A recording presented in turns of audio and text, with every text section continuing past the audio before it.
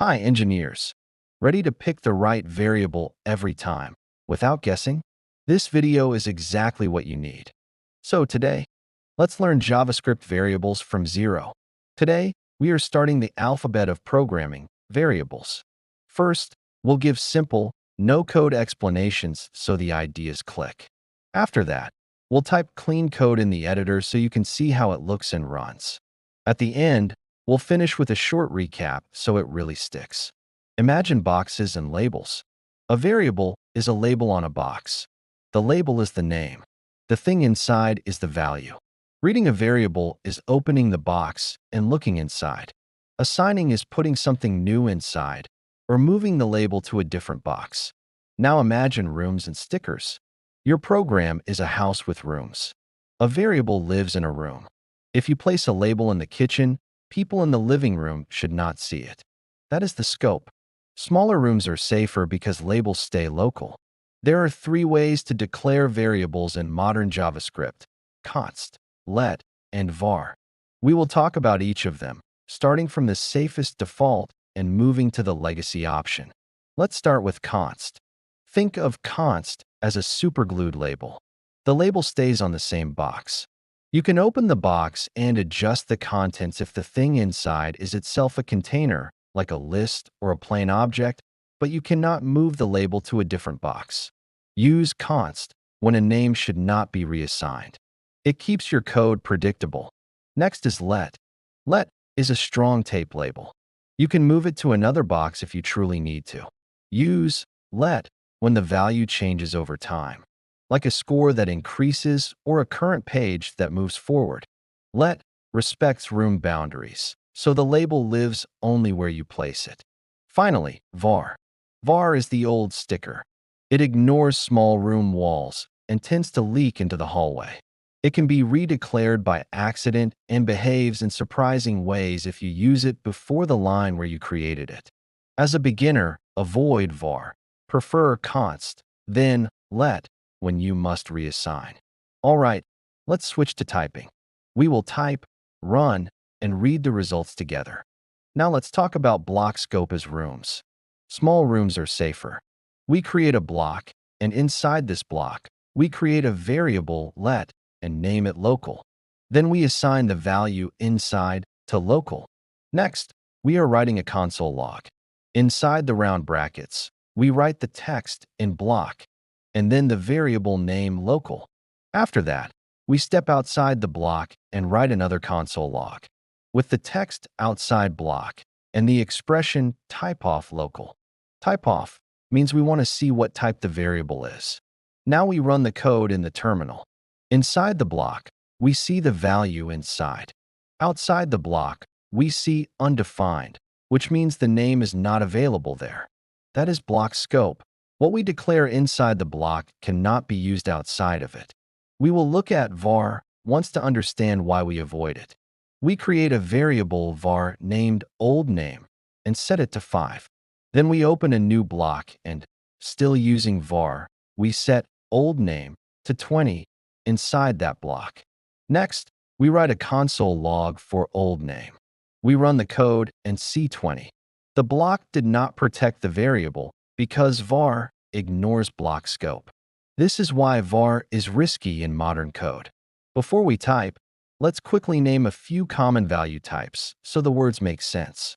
A number is just math, math-friendly values like 30 or -5.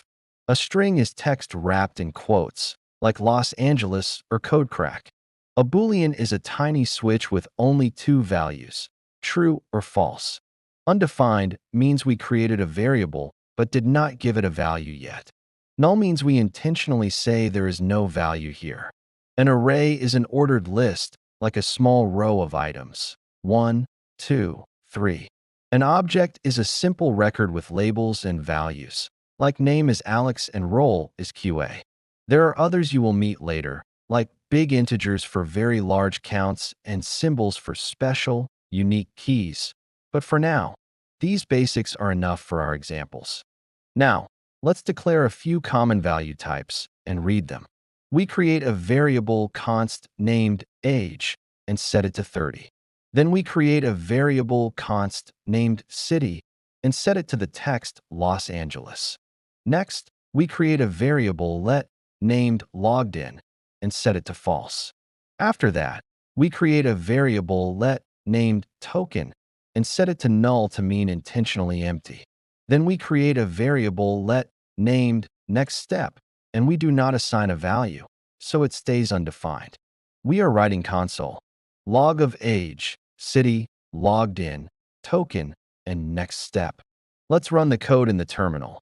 We should see 30, Los Angeles, false, null, and undefined. Now we build a friendly message with a template string. We create a variable const named message that says welcome to. Then insert the value of city, then from the code crack crew. We are writing console.log of message. Let's run the code in the terminal. We should see welcome to Los Angeles from the code crack crew. 2 tiny practice lines to cement it.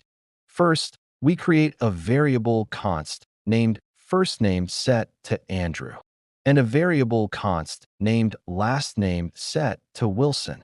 Then we create a variable const named full name that combines first name and last name with a space using a template string. We are writing a console log of full name. Second, we create a variable let named score set to 0. Then we increase score by 10. We are writing a console log of score. Let's run the code in the terminal. We should see the full name, Andrew Wilson, and then the number 10. Beginner checklist you can say while coding. Do I need to reassign this name? If not, use const. Am I changing the contents of the same box or moving the label to another box? Contents change is fine with const. Moving the label means let. Can I keep this variable in a smaller room? If yes, do it. Do I need var? Almost never in modern code. Quick aside about hoisting. JavaScript sets up variable names before running the lines. With var, the name exists early and is set to undefined until the assignment line. If we log it too soon, we see undefined. With let and const, the name exists but isn't ready yet. If we touch it before its line, we get an error. Takeaway: declare first, then use. Prefer const and let so the language protects you. Let's recap what we've learned today. Variables are labels on boxes. Const is the superglued label that keeps your code steady.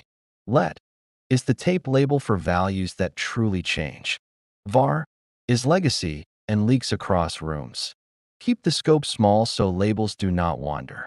Arrays and objects declared with const can still change inside. If you need a completely new identity, create a new box. With these habits, your beginner code will be clean, predictable, and ready for interviews. Now you're 1% smarter. The cheat code is consistency, so keep boosting your brain. Make it your daily routine, and you will nail your next interview. Same rhythm tomorrow at Code Crack Interviews.